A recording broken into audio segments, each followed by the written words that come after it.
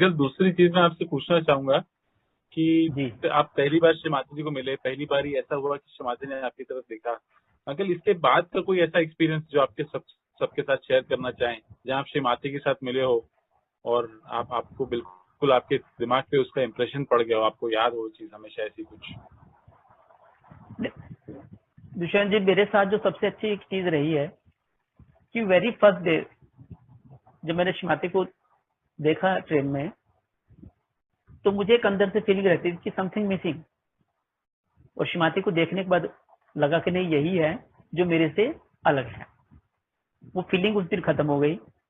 उसके बाद फिर 93 में, क्योंकि 92 में श्रीमाती से मिला, आश्रम जाना शुरू करा, भजन गाने शुरू किए वहां पे।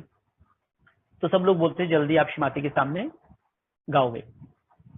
And I am so lucky, 93 में पहली बार गणपति पुले गए और पहली बार में ही माँ के सामने गाने का मौका मिला। एंड वेरी सरप्राइजिंग कि जब वहां पहुंचे गणपति पुले में, तो मेरा गला ही चौक हो गया था और इतना कफ कोल्ड हो गया कि मैं बात भी नहीं कर पाता था। वाइफ से इशारों में बात करता था पूरे दिन। हम लोग रात को 12:30 बज रहे थे, तो मैं सबसे पीछे पंडाल में बैठा हुआ था। तो श्रीमाता जी ने बोला कि यमुनानगर वाले आ रखे, उनको बुलवा। तो मैं तो सोने की तैयारी में था, पर जैसे माँ ने अनाउंस कराया तो मैं बैग लेके श्रीमाता के पास पहुंचा। और जब श्रीमाता के पास पहुंचा तो माँ ने अपना बैग खोला और उसमें से 2 टैबलेट निकाल के दिए।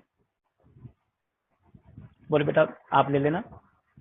तो मैं डॉक्टर भी हूँ, तो जैसे सहयोग में सब मेडिसिन मेरी खत्म हो गई थी, नहीं तो बहुत हैवी एंटीबायोटिक, हैवी डोज लेता था। तो कोई भी मेडिसिन में यूज करता था, चाहे आयुर्वेदिक की, तो मेरा गला ड्राई हो जाता था। तो मैंने कहा श्रीमाता जी मेरे को दे दी तो मेरा तो गला ड्राई हो जाएगा। बट मैंने क्या किया, एक मुंह में डाली, एक जेब में डाल दी। फिर माँ ने 2 और दी कि भाई सिंपल को भी दे देना। तो बाद में वो आया तो मैंने 2 उसको दे दी। तो उसके बाद बाबा मामा को बोला उन्होंने कि डॉक्टर साहब भजन गाएंगे। तो बाबा मामा ने देखा सिंपल थोड़ा हेल्दी था, तो बोले हाँ हाँ डॉक्टर साहब आइएगा आइएगा आप गाइएगा। तो श्रीमाता जी बोलते अरे बाबा क्या करते हो, ये जो छोटे वाला ना ये डॉक्टर है, ये सिंपल है, ये बड़े वाला है, तो ये गाएगा। तो मैंने कहा कोई बात नहीं श्रीमाता जी, पहले इनको गाने दो फिर मैं गाऊंगा। तो उसके बाद जैसे मैं गाने बैठा, तो अभी खाली म्यूजिक ही बजाया था। एक भजन हमारे सजग बच्चे का लिखा हुआ था हरिद्वार से, वो भी मेरी माँ पूनम का चांद। जैसे उसका म्यूजिक शुरू किया तो जितना भी पंडाल था सारा नाचने लगा।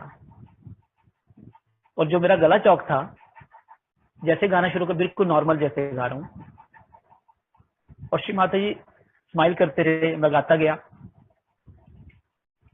तो सब भजन जब खत्म हुआ तो मैंने माँ से कहा श्री माता जी माफ करना, ये सब लोग डिस्टर्ब हो गए हैं, बड़े शांति से बैठे थे सब लोग। तो उस वक्त श्री माता ने बोला नहीं बेटा, ये आनंद की बात है कि जब कुंडली डांस करती है उस वक्त आप किसी को रोक नहीं सकते, और वैसे आप किसी को नचा नहीं सकते। तो फिर जितने भी हमारे हरिद्वार देहरादून साइड के लोग थे सबने बोला चंगा लगता। तो श्रीमाती बोला अच्छा ठीक है वो भी गाओ। तो भजन था बोली बाली निर्मल माँ जब तेरे दर से आवा, मैंने बोला चंगा लगता, वो गाया, उस पर खूब डांस करा। फिर श्रीमाती बोले बेटा एक और गाओ। तो उस वक्त मैंने दमादम मस्त के अंदर गाया। तो कंटिन्यू नियर अबाउट मैंने जो था 1 घंटे के करीब गाया, और बिल्कुल नॉर्मल वाइज। और जब श्रीमाती को प्रणाम करा, श्रीमाती ने खूब ब्लेस करा, और जैसे स्टेज से नीचे उतरने लगा तो महाराज के सहयोगी से और सब स्टेज के पास आगे सबने गोद में उठा लिया, कोई हाथ पकड़े मेरा, कोई कुछ। तो मुझे समझ नहीं आया क्या कर रहे हैं। तो बोले डॉक्टर साहब आपको नहीं मालूम है कि श्रीमाती ने क्या दिया। और जैसे स्टेज से नीचे उतरा गला इमीडिएट चौक, आवाज बंद। तो 7 दिन ऐसा ही चलता रहा। और फिर सबसे आगे बैठता था सुब्रमण्यम जी, मेरे सबसे पहले दोस्त बने। जैसे मुझे खांसी आ रही, गला मेरा दर्द कर रहा है, टेस्ट कंजेशन कर रही है, तो श्रीमाता जी पैर का अंगूठा बाहर निकाल के क्लियर करते थे, कभी शुद्धि वाली उंगली से क्लियर करते थे। एंड एवरीडे कॉल में लिसन वन भजन फर्स्टली मेरी माँ पूनम का चांद। 7-6 दिन के गणपति पुले में हर दिन वही गाया। उसके बाद बाकी भजन गाए। तो शिमाता ने खूब ब्लेस करा, खूब। तो वो मोमेंट्स आज भी हम लोग उस गोल्डन मोमेंट्स के सहारे चल रहे हैं, वही याद करते हैं। तो शिमाता याद भी हमारे सामने है, साथ में है। तो ये जर्नी 93 से जब शुरू हुई माँ के साथ, तो ये बढ़ती चली गई। बहुत ही सुंदर एक्सपीरियंस था अंकल।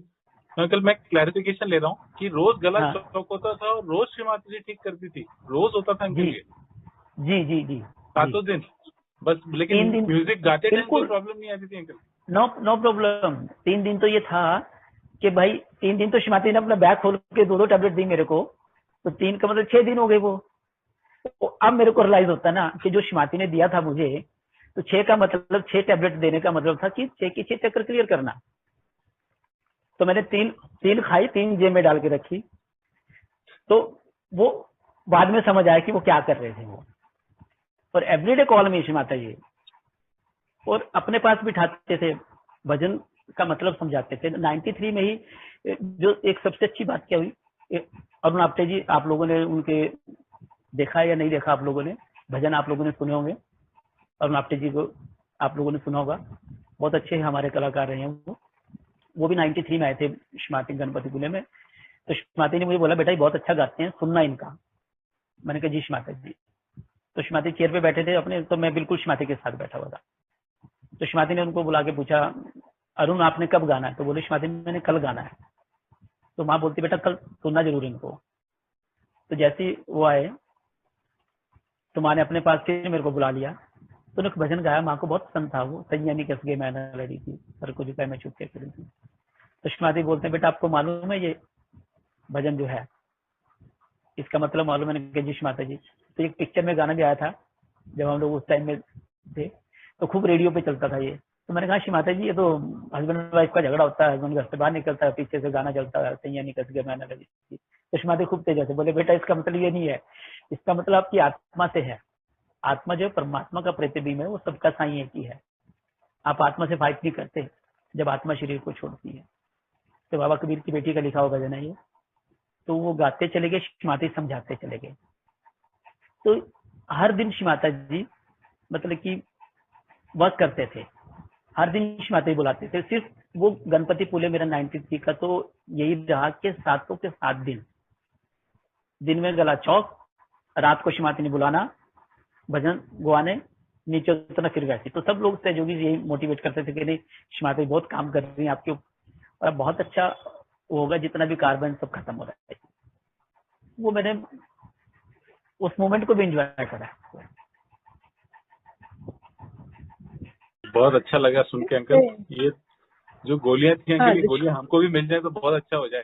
शिमाता जी कृपा रहे। नहीं अब तो दुष्यंत जी, अब पता क्या हो गया, अब एक सबसे अच्छी चीज बताऊं, जब साकार में शिमाता जी रहे हैं तो सब लोग फाइट करते थे, मैं आगे चला जाऊं, मैं आगे चला जाऊं।